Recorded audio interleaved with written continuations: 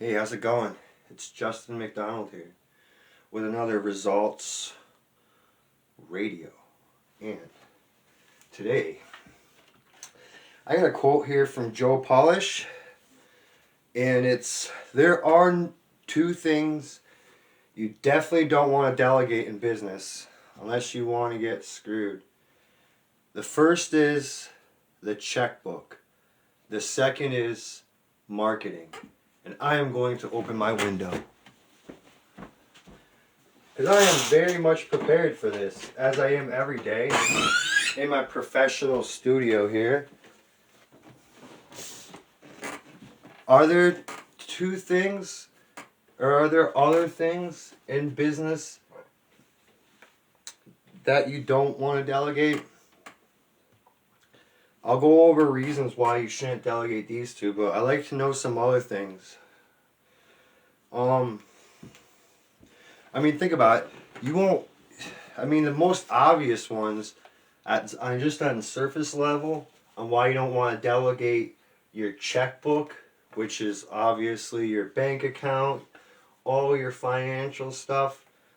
Even if you have a purchasing agent, which a lot of businesses do, you need to still be able to watch over them and have some control over that. You shouldn't be putting all of your marketing efforts ever in somebody else's hands completely. Now, same thing with marketing as a whole. Like, you need to be in the driver's seat, because the marketing is the vehicle that's driving your business. You need to be in the driver's seat. You can't have somebody else in that driver's seat. Now, when you're driving a car and you're in the driver's seat, you're not building cars. You're not fixing the car. You're not doing all these other things that are involved in getting the vehicle going. You don't need to. I'm saying you just need to be in the driver's seat. You know what I'm saying? Like, there's other, like, everything that goes around your marketing efforts.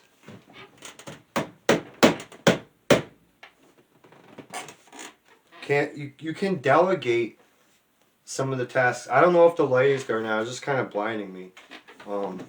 But you can't just delegate the entire role to somebody else. And that's what I was trying to get to as well. Like, you'll have other people and players and like partners in your business that will absolutely like be like helping you and guiding you and mentoring through those decisions. But you can't just say, well, I'm just going to invent some product and I'm going to build this model, and then I'm just going to sit back and let somebody else take control of all of the marketing. Now, there's a few reasons why I won't ever do that. And I'll even say it like, even it might sound like it's counterintuitive for even myself here, because now, well, you do marketing and you consult other marketers, and if somebody needed to fix their marketing process, they would consult with me, right? So why would I need them to be the marketer in their business and not me? Like, me saying it, doesn't that sound counterintuitive? Like, someone's hiring me to consult with their marketing process, but it's important for me to even like pre-qualify them, to even consult them. They need to be the marketer of their business. So in other words, if somebody wants consulting from me, like, you basically need to be aware and have read maybe even some literature and books. Like, I need the people that I'm consulting to know as much as possible about how marketing works, the importance of it. As much as I almost know, I need my clients to know. And I know some people are out there, what do you mean? What, some counselors and some consultants and coaches, what do you mean? Like, you don't give them all the secrets and all that. I'm not saying that you do. And also, it's very important. It's very important that you're dealing with people that actually know what they're paying for. So like even if somebody knows marketing 101, went to school for it, has a degree for it, that's okay. They're actually more of a client or a person I want to deal with than not, because they might have a cookie cutter approach, but they also have a lot of like knowledge about processes and the importance of marketing and what it actually does. There's a lot of fundamentals they will still get, even if like we have different values in how marketing is. But at least if somebody's at that stage, it's not like I have to like make some kind of hard sell on like, oh, well this is what marketing is and these are all the reasons why you should go to me and have me take care of all your marketing. Like it just doesn't work out like that. And like um there's all different like layers and cogs in the wheel when it comes to like marketing, and like everybody that's part of the sales process in any fashion. It could be the person greeting the door, a receptionist, a website, somebody wearing a t-shirt. Um, it could be the price, the description, the condition of things. All these factors. It could be even the weather, whether or not they just got divorced, or they just got married, or they just lost a job, or they got like all these things are going to factor in the sales process. And that's why market research is important, and that's why like the features and benefits of what you're selling are not going to be enough to get the juice that you need to like connect with people. Because like yeah, people might lean towards you because of price. People might see there's more benefit to going to you, and there's just one or two key features, like bullet points, I guess you can say, that kind of like check off some boxes for them. But I hate to tell you, it's not going to be enough to develop a lifelong relationship with them if you don't have personality and like being able to like communicate and connect with them on a human level. Um, so like when it comes to finances and stuff too, um, you definitely want to have control over your own bank account. And not only that, you want to have an account in some fashion that is just yours, that you only have access to. Maybe it's not even an actual digital account, but you always want to have like a secret stash basically of your own. I mean, I like to say 10%, 1 to 10% of like every dollar you get should be going right back to you and your business. And also, the same matching 1 to 10% should also be going to a giving account. And I've gotten this philosophy from something as old as The Richest Man in Babylon to something more current, like something Dan Kennedy would say. And it was like, if you want to follow all the wealthy people too in this world, like they all crawl into the same hole they crawl out of, in other words. And you always want to take whatever money you're getting, even if it's like as a gift, you earned it this way or that way, however you got the money, you should be taking 1 or 10% of it and putting it into your own wealth, into your own savings, preferably somewhere where you could stash it away, hide it, bury it, somewhere like no only you can get it, and no thief, nobody if they raided your place, no, but like that could be just friends or family or anybody or just an ex that want to get back at you, whatever it is, you should find a way to always take 1 to 10% of all of your income, 1 to 10% of it, and put it and let it accumulate. And make sure I like to call it an FU fund, a screw you fund. You can call it whatever you want, but make sure you do that. But also, 1 to 10% should also be in a giving account. And the giving account, hey, you could use that money to give somebody a really good tip. Somebody's in a jam. There's all kinds of reliefs and donations that just pop up where they could use your help. And I don't know, it's like, it's one of those things where it's like, as you're like building your wealth and you're going on this journey, like, you'll be taking care of others too with part of your wealth. And like part of your wealth is like is going to be taking care of others. And it's such a small amount too, like you won't even miss it. And then when it comes time to like where it's your turn to give, it's like you won't really be having to like dig deep in your own account for it because you already have an account. It feels good.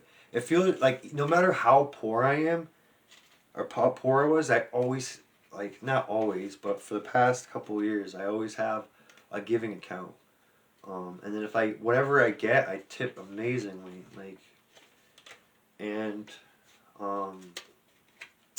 with that too,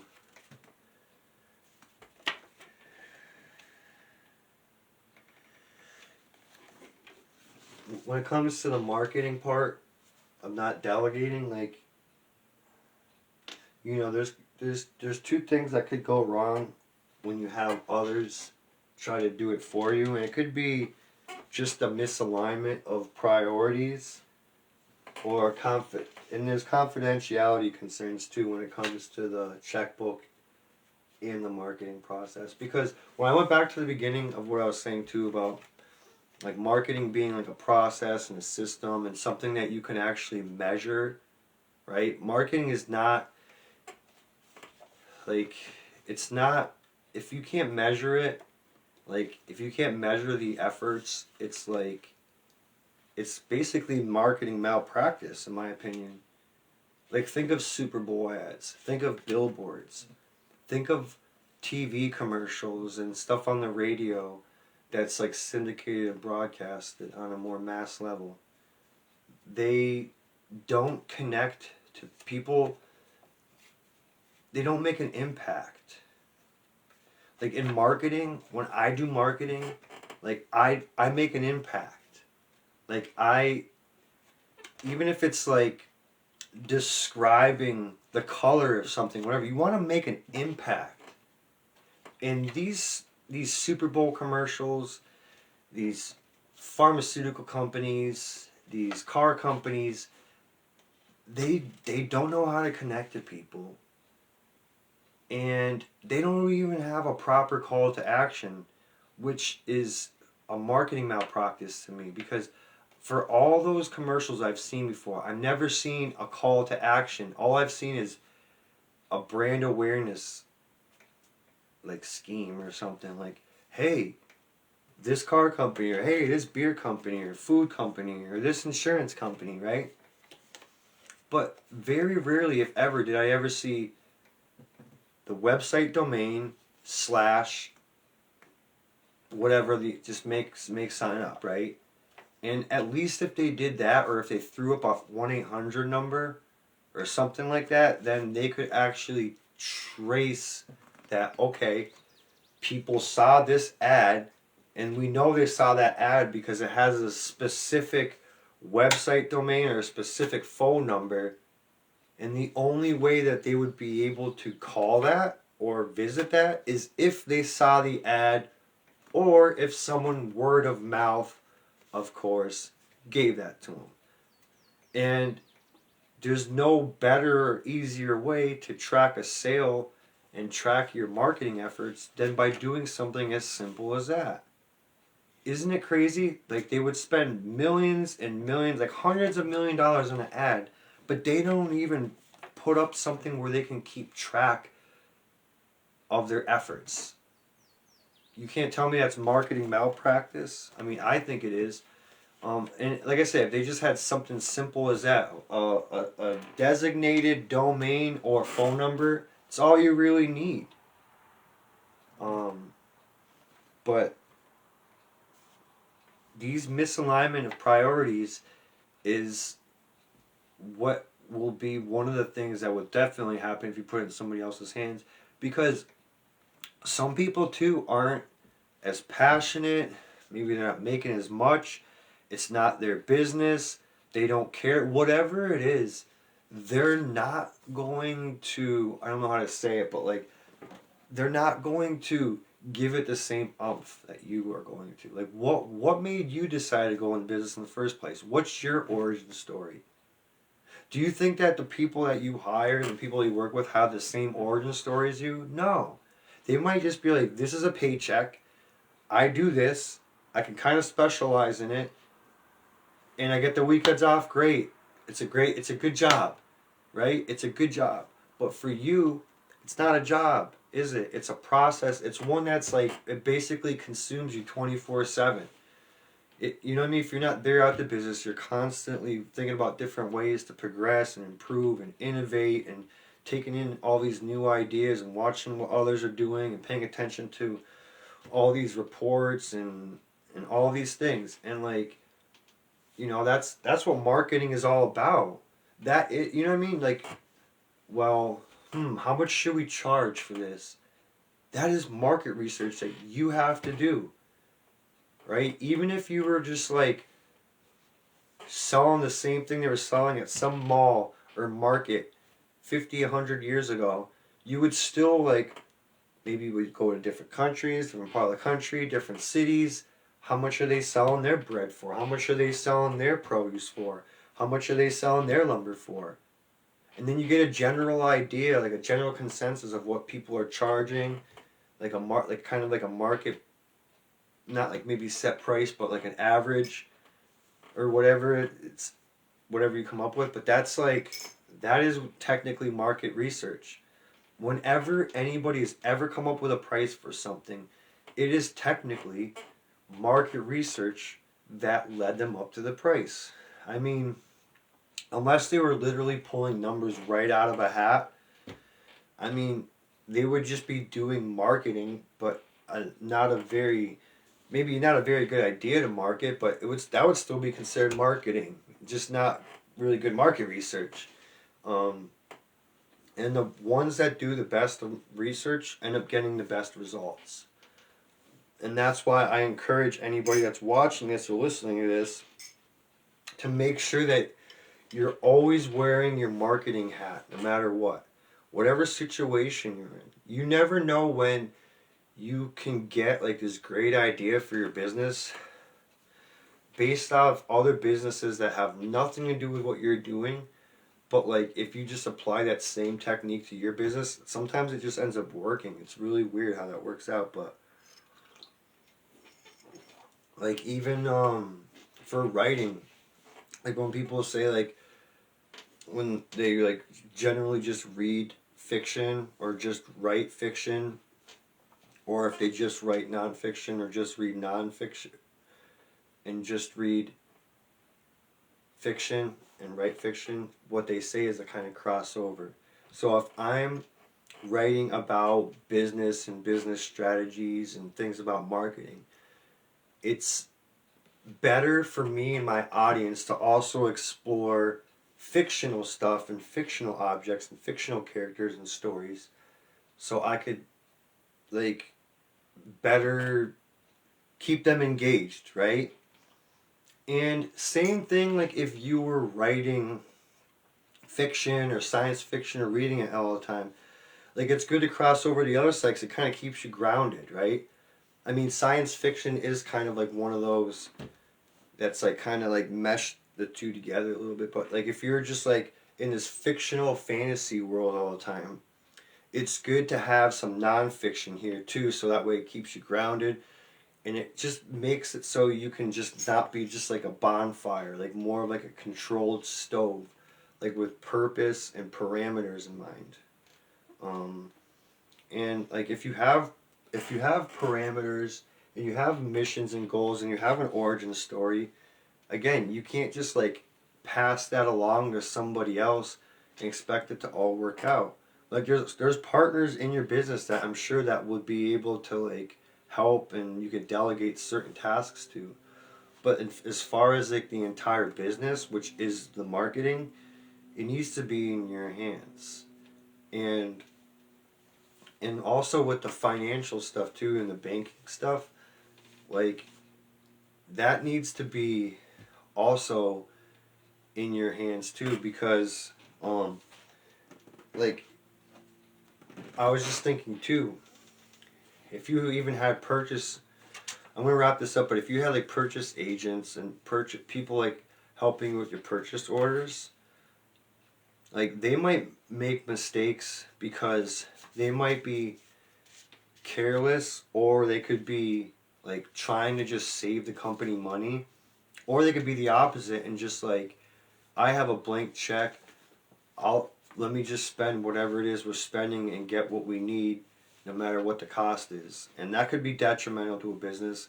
But what also could be even more detrimental to the business in some aspects is if you have like a kind of a cheapskate kind of purchase ordering agent, because there's a lot of things when it comes to safety and quality and just those two alone, safety and quality, that can be sacrificed when it comes to the price of things.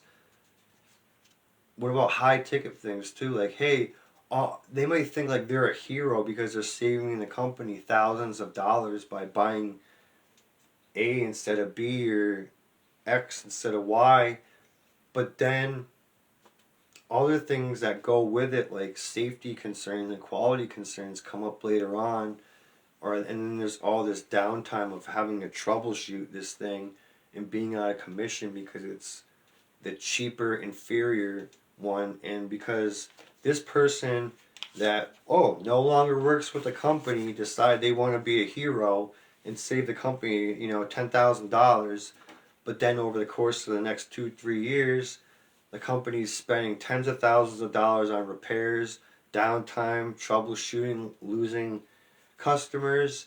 So like that's another reason why it's important for you to have total control, as much control as possible, at least oversight of all the purchases and that are being made for your company. Because I'm not saying that I would want you to be interfering if you're not qualified to make accurate purchasing orders. You know what I mean? That's why it's probably better to be in somebody else's hands.